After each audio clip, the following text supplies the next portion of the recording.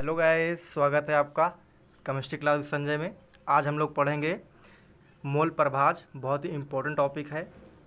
इस पर जो है सवाल भी आता है और थ्योरी भी आती है। सवाल कम से कम 2 नंबर का आता है, बहुत ही इम्पोर्टेंट है। चलिए पहले थ्योरी समझ लेते हैं इसकी, उसके बाद हम लोग सवाल पे आ जाएंगे डायरेक्ट। मोल प्रभाज, इसे इंग्लिश में कहते हैं मोल फ्रिक्शन।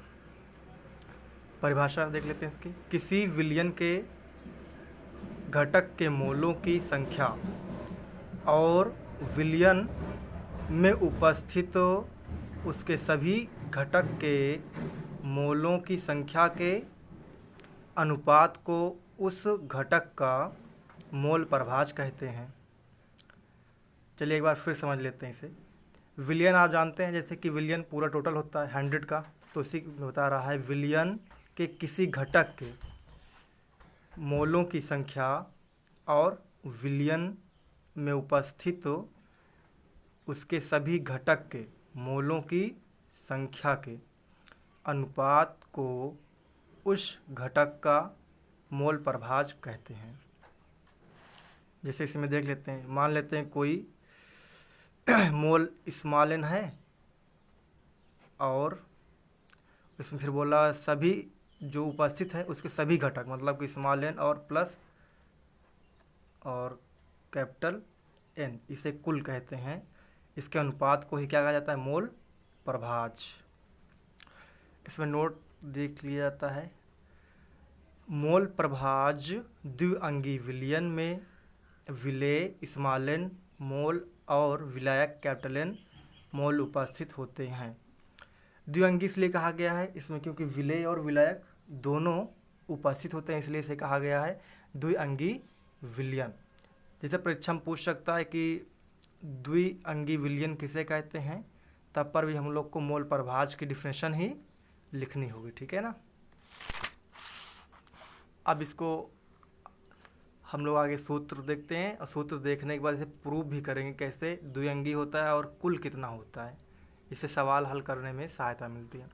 सूत्र हो जाएगा विलेय स्मॉल n का मोल प्रभाज बराबर होता है विलेय का मोल प्रभाज की संख्या और बटे विलेय के मोलों की संख्या प्लस विलायक के मोलों की संख्या।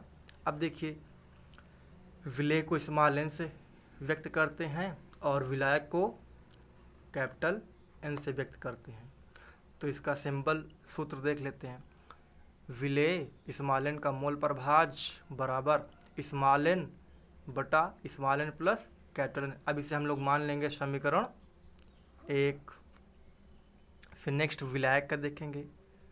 विलायक कैपिटल N का मोल प्रभाज बराबर विलायक के मोलों की संख्या कैपिटल N, विलेय के मोलों की संख्या स्मॉल n और विलायक के मोलों की संख्या कैपिटल N। अब इसका भी सिंबल फार्मूला देख लेते हैं। तो विलायक का मोल प्रभाज बराबर कैपिटल N बटा स्मॉल n और प्लस कैपिटल। इसे अब मान लिया जाएगा समीकरण नंबर 2।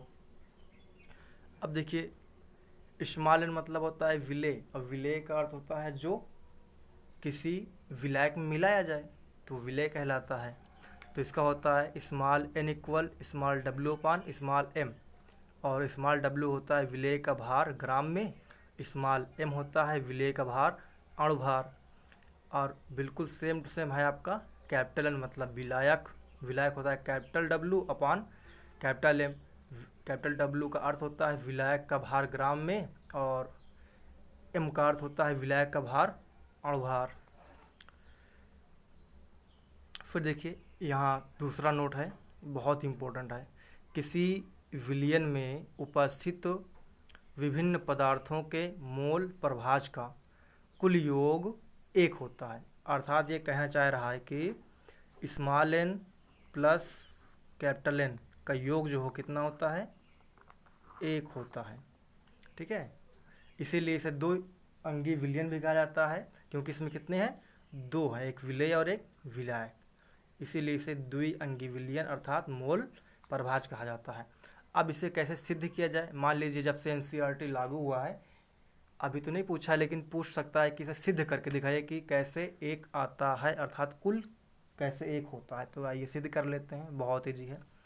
तो समीकरण 1 और समीकरण 2 को जोड़ दीजिए, अर्थात ये देख लीजिए, ये विलेय वाला और यहाँ विलायक वाला, इसको जोड़ देंगे तो small N plus capital N equal विलेय का और प्लस विलायक का। विलेय है स्मॉल एन बटा small N plus capital N और plus capital N upon small N plus capital N. अब देखिए, जब हर बराबर होता है तो हर को सेम लिख लिया जाता है, तो मैंने लिख लिया हर को same, N plus capital N, और ऊपर जो भी रहेगा जुड़ जाएगा small N plus capital N. अब देखिए बराबर आ गया, तो आपको पता है हर और अंश में जब बराबर होता है तो कट जाता है, कितना आता है, एक आएगा, कटने पर एक आएगा। अब देख लीजिए द्विअंगी विलयन अर्थात मोल प्रभाज कितना आ गया, दोनों को जोड़ने पर कुल 1, इसी को हम लोग कहते हैं कुल। कैपिटल एन और प्लस स्मॉल एन को क्या कहते हैं, कुल विलयन कहते हैं। ठीक है, कुल विलयन कितना होता है, हमेशा 1 होता है। अब देखिए ये हमारा सिद्ध हो चुका है, प्रूव्ड हो गया है। अब जो है इस पर हम लोग सवाल देखेंगे, और सवाल बहुत ही अच्छे हैं, और जो है सवाल हमेशा पेपर में आता है, 2 नंबर 3 नंबर का हमें सवाल इस पर आता ही आता है, इस सूत्र पर। चलिए इसको हम लोग सवाल देखते हैं। तो ये देखिए मोल प्रभाज का सवाल है, समझना ठीक है ना सौरभ, ना समझ बताना सवाल को। Okay okay okay. पहला सवाल है आपका, 900 ग्राम जल में एसीटोन के 5.8 ग्राम घोले गए हैं, विलयन में जल तथा एसीटोन के मोल प्रभाज ज्ञात कीजिए। अब देखिए एसीटोन का अणुभार दे दिया है 58, जल का अणुभार भी दे दिया है 18। ठीक है, अब देखिए अब इसमें समझना हम लोग कि कौन सा विलेय है और कौन सा विलायक है, ये समझ जाएंगे तो आसानी सवाल लग जाएगा। देखिए जिसकी मात्रा ज़्यादा होगी वो विलायक होगा, और जिसकी मात्रा कम होगी वो विलेय होगा। मैंने पहले ही वीडियो में बता दिया था आपको, फिर भी देख लेते हैं। कितना है यहाँ जल 900 ग्राम, एसीटोन कितना है 5.8 ग्राम, तो विलेय कौन सा हो गया, एसीटोन विलेय हो गया, और जल क्या हो गया, विलायक हो गया। चलिए अब इसके लिए सूत्र फॉलो कर लेते हैं। मोल प्रभाज, सिंपल सा मोल प्रभाज बराबर होता है विलेय या विलायक, जो भी लगाएंगे आगे लिख दिया जाएगा। अगर विलायक का लगाएंगे तो विलायक लिख देंगे, और विलेय का लगाएंगे तो विलेय लिख देंगे। तो हमने यहाँ लिखा है विलायक का मोल प्रभाज बराबर विलायक की मोलों की संख्या और बटे विलेय के मोलों की संख्या और प्लस विलायक के मोलों की संख्या। अब यहाँ देखिए मैंने लिख दिया है समझने के लिए कि इसमें कौन सा है, क्योंकि कभी कभी बच्चे जो है नहीं समझ पाते कि इसमें कौन सा विलेय है और कौन सा विलायक है, इसलिए मैंने यहाँ इसको लिख दिया है नोट में कि यहाँ जल विलायक और एसीटोन क्या है, विलेय। एसीटोन का सूत्र आपको पता होगा, फिर भी देख लीजिए, CH3COCH3, इसे कहते हैं एसीटोन। अब निकाल लेते हैं जल का भार कितना है, सवाल में दिया, देख लीजिए यहाँ 900 ग्राम, तो हमने यहाँ लिख दिया 900 ग्राम आपका जल का भार हो गया। और जल के अणुभार कितना है 18, हमने सिखा ही दिया था आपको अणुभार कैसे निकालते हैं, फिर भी देख लेते हैं एक बार जल्दी से। H2O, H का परमाणु भार कितना होता है 1, और यहाँ 2 से गुणा हो जाएगा, और प्लस O कितना होता है 16, कुल मिला कितना आ गया 18, तो ये हो गया अणुभार निकल आए। अब जल के मोलों की संख्या कैपिटल N क्या है, विलायक, बराबर जल का भार बटे जल का अणुभार। भार कितना है 900 ग्राम है, अणुभार कितना 18 है, भाग करने में 18 पंचे 90, 50 आ जाएगा। अब विलेय का निकाल लेंगे, विलेय क्या है हमारा यहाँ एसीटोन, तो एसीटोन के मोलों की संख्या बराबर एसीटोन का भार बटे एसीटोन का अणुभार। अब यहाँ देखिए मैंने लिख भी दिया है एसीटोन का भार कितना है 5.8 ग्राम, और एसीटोन का अणुभार कितना है 58। अब रख दीजिए 5.8 अपॉन 58, भाग करने में कितना आएगा, काटने पर 0.1। अब इसका मेन सूत्र लगा देंगे। पहले क्या पूछा सवाल में, दोनों पूछा है, देख ले चेक कर लेते हैं, जल और एसीटोन दोनों का निकालना था, पहले जल का निकाल लेते हैं। तो विलयन में, विलय मतलब टोटल होता है, तो विलयन में जल का मोल प्रभाज, और जल क्या हमारा हमने यहाँ ऊपर लिख दिया है विलायक, तो capital N upon capital N plus small N equal capital N का मान आया है 50, जिसे जल का मान आया है, और फिर 50 रखेंगे कैपिटल एन और स्मॉल एन का मान 0.1, कितना आ जाएगा 50/50.1, भाग करने पे आएगा ये 0.998, ठीक है।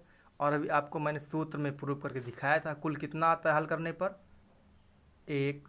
अब 1 में से जब घटा देंगे विलायक तो क्या जाएगा विलेय आ जाएगा, तो वही कर दिया है मैंने। विलियन में एसीटोन का मोल प्रभाव अर्थात विलेय है, तो देखिए 1 में से घटा दीजिए कितना 0.998, तो कितना जाएगा आंसर 0.002 आंसर आ जाएगा, ठीक है। अब देखिए सवाल जो है ना समझ में आए तो एक बार फिर से रिपीट कर लीजिएगा, दोबारा देख लीजिएगा, क्योंकि इसी बेस पर सारे सवाल हैं और कोई दूसरा नियम इसमें नहीं लगा है। आइए एक सवाल और देख लेते हैं जो परसेंटेज वाला है, इससे अलग भिन्न। देखिए दूसरा सवाल है, ये तो पिछली बार परीक्षा में आया था, जहाँ 6% लिखा हुआ इसकी दर पे 3% लिखा था, बस इतना अंतर था, पिछली परीक्षा में आया था। यूरिया के 6% भार से जलीय विलयन में यूरिया के मोल प्रभाव की गणना कीजिए। तो फिर से वही बात आ गई, हमने आपको बताया था परसेंटेज भार से, जब पहले दिन पढ़ाया था, दूसरे दिन पढ़ाया था, ठीक है, सॉरी दूसरे दिन पढ़ाया था, तो परसेंटेज वाला बताया था कि कैसे होगा। जैसे मान लीजिए यहाँ 100% है, अब इसने बोल दिया कि 6% भार से, मतलब तो यहाँ 100 ग्राम मान लिया जाएगा, जो 6% भार बताया है इसी को मान लेंगे 6 ग्राम, क्या है हमारा यूरिया, क्या है यूरिया 6 ग्राम हो गया, तो हमने लिख दिया यहाँ यूरिया का भार कितना है 6 ग्राम है, और जल का भार कितना हो जाएगा 100 में से 6 घटा दीजिए तो 94 ग्राम क्या आ जाएगा जल का भार आ जाएगा। तो यूरिया का अणुभार 60 होता है। सूत्र कितना होता है ये NH2CO NH2, ये अणुसूत्र होता है किसका यूरिया का, इसका अणुभार कितना आएगा 60 आएगा। जल का अणुभार 18 होता है। अब नोट यहाँ भी मैं लिख दिया मैंने समझने के लिए, इसमें क्या होगा विलेय और क्या होगा विलायक, तो बताइए। अच्छा विलेय क्या होगा यूरिया, और विलायक क्या होगा आपका जल हो जाएगा। तो देखिए अब विलेय NH2CO NH2 के मोलों की संख्या बराबर यूरिया का भार बटे यूरिया का अणुभार, भार कितना है 6 ग्राम, अणुभार कितना है 60, भाग करने पे आएगा 0.10। अब फिर से विलायक की मोलों की संख्या बराबर जल का भार बटे जल का अणुभार। अब जल का भार कितना आया था 94, कैसे आया था 100 में से हमने यहाँ देखिए 6 घटा दिया था, तो कितना आ गया 94%, और 94% को हमने क्या कहा ग्राम में लिख लिया जाएगा, तो 94 भार आ गया, अणुभार कितना जल का 18, भाग करने पे आएगा 18 पंचे 90 और पॉइंट लगाएंगे हो जाएगा 40, भाग करेंगे आ जाएगा 2 लगातार चलता जाएगा। अब देखिए किसका पूछा है, सिर्फ देख लेते हैं सवाल में, यूरिया के मोल पर हाथ पूछा ना कि जल का। तो यूरिया क्या है हमारा विलेय है, तो विलेय का सूत्र लगा देंगे। विलयन में यूरिया का मोल प्रभाव बराबर यूरिया के मोलों की संख्या और स्मॉल एन प्लस विलायक के मोलों की संख्या। अब रख दीजिए यूरिया के मोलों की संख्या कितना है हमारा 0.10 आया है, और स्मॉल एन ही क्या है हमारा यूरिया विलेय है, तो यहाँ भी रख दिया जाएगा 0.10, और विलायक के मोलों की संख्या कितना आया है 5.22 आया है। अब नेक्स्ट लिखेंगे 0.10 अपॉन इसको ऐड कर लेंगे तो आ जाएगा 5.32, और इसको भाग करने में कितना आ जाएगा 0.0188 आंसर हमारा आ जाएगा। ये सवाल बहुत ही इम्पोर्टेंट है क्योंकि पिछली परीक्षा में आया था और इसके पहले भी परीक्षाओं में आया हुआ था, ठीक है। तो इससे एक ना समझ में आए तो दोबारा समझ लीजिएगा क्योंकि सवाल बहुत ही इम्पोर्टेंट है। देखिए वीडियो में मैं कहता नहीं कि लाइक करिए, शेयर करिए, कमेंट करिए, फिर भी आप लोग जब पढ़ा करिए तो एक बार दोस्तों को जो है शेयर कर दिया करिए, जिससे क्या है उनको भी फ्री नॉलेज जो है और कंटेंट बेहतर कंटेंट जो है मिल जाएगा फ्री में, जिससे क्या होगा, उन्हें कहीं भी लॉकडाउन में कोचिंग जाने की आवश्यकता नहीं होगी।